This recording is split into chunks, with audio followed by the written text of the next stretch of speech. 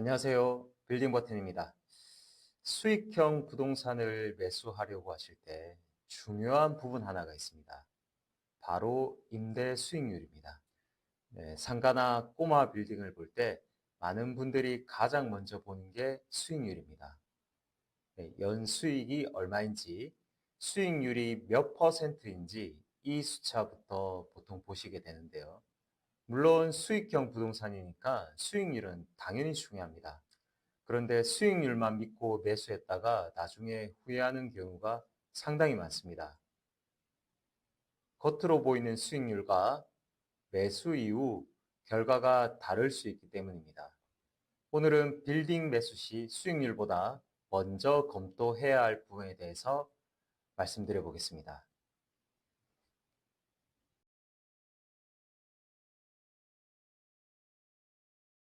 네, 지금 월세가 높게 맞춰져 있다고 해서 그 월세가 앞으로 계속 유지된다는 보장은 없습니다. 주변 시세보다 비싸게 계약된 경우가 종종 있기 때문입니다. 특수한 상황 때문에 임차인이 높은 월세를 부담하고 있을 수 있기 때문입니다. 그래서 재계약 시점에 임대료가 낮아질 수도 있고 임차인이 나가서 공실이 발생할 수가 있습니다. 그래서 중요한 것은 지금 월세 금액이 아니라 이 임대료가 시장에서 지속 가능한 금액인지 확인을 해 보셔야 합니다.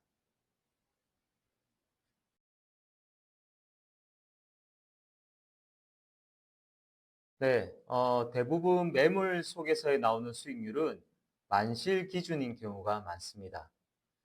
하지만 실제 현장에서는 공실이 생길 수가 있는데요. 만약 임차인이 나가면 월세가 들어오질 않고 새 임차인을 구하는 동안 광고비와 많은 품이 들어갈 수 있습니다. 중개 수수료, 또 렌트 프리 조건이 필요한 경우가 상당히 많이 있습니다. 결국 실제 수익은 계산서에 적힌 숫자보다 낮아질 수밖에 없습니다. 그래서 투자할 때는 현재 만실인지보다 앞으로 안정적으로 임대를 유지할 수 있는 건물인지를 먼저 보셔야 합니다.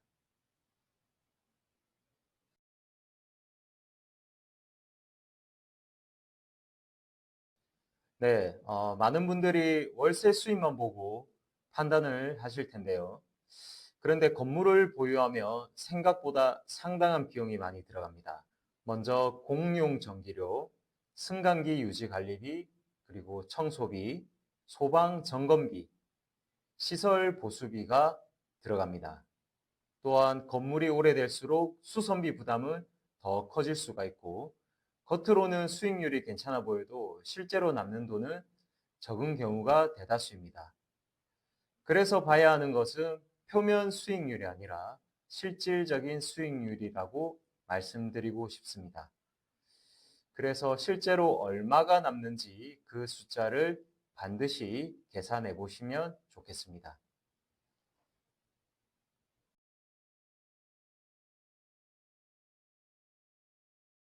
네, 부동산은 월세만 받는 상품이 아닌 자산으로 생각을 하셔야 합니다.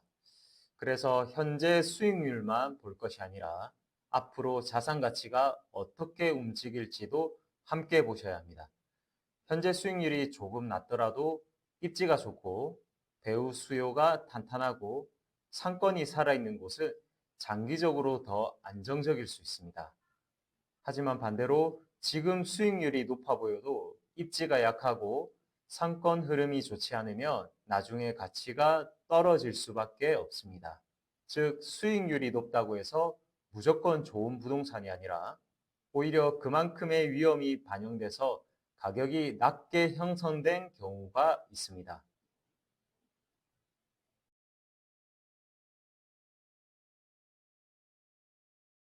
네, 부동산은 매수할 때도 중요하지만 매도할 때도 중요합니다. 수익률만 보고 들어간 매물 중에는 나중에 팔려고 할 때 잘 안 팔리는 경우가 있는데요.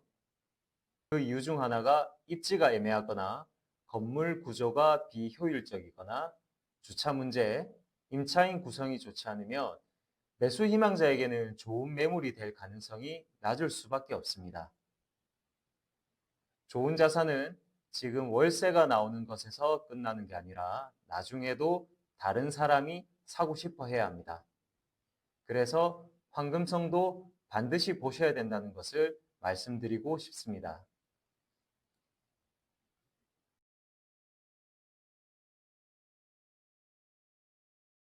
네, 대출을 활용하면 처음에는 수익률이 더 좋아 보일 수 있습니다. 하지만 금리가 오르면 이자 부담이 같이 올라가게 되죠. 월세는 그대로인데 이자가 늘어난다면 실제로 손에 남는 돈은 줄어듭니다. 그래서 투자할 때는 단순 수익률보다 대출 이자를 반영한 실제 현금 흐름을 보셔야 합니다. 이 부분을 놓치면 생각보다 훨씬 빠르게 부담이 커질 수 있습니다.